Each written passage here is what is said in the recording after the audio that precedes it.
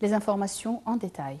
Le président Abdel Fattah el-Sisi effectuera une visite au Portugal le 21 et 22 novembre. Le chef de l'État doit discuter avec les hauts responsables portugais des relations bilatérales et des moyens de promouvoir la coopération entre l'Égypte et le Portugal dans les domaines de l'économie, des recherches scientifiques et de la défense. Il devra s'entretenir avec son homologue portugais, le Premier ministre et de hauts responsables portugais. À cette occasion, le président Al-Sisi a accordé une interview à l'agence de presse portugaise Lusa. Il a déclaré qu'il s'attendait à ce que le futur président des États-Unis, Donald Trump, soit plus impliqué que son prédécesseur Barack Obama dans les affaires du Moyen-Orient.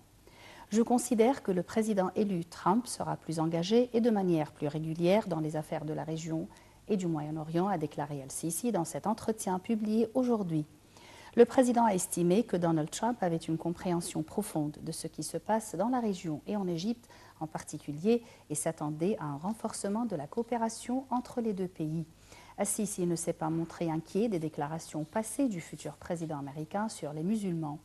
Nous devons distinguer la rhétorique de la campagne électorale de la manière dont sera réellement administré un pays après les élections, a-t-il déclaré.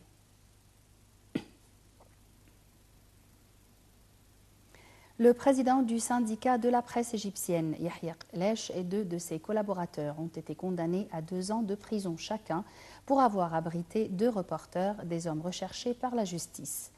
Le 1er mai, des policiers ont arrêté les reporters Amr Badr et Mahmoud Saqqa au siège du syndicat des journalistes au Caire.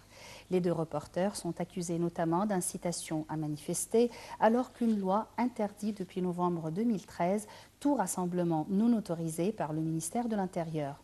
L'incident avait déclenché des passes d'armes entre la direction du syndicat et le ministère de l'Intérieur, Yahya Khalech dénonçant un régime en guerre contre le journalisme et réclamant la démission du ministre de l'Intérieur.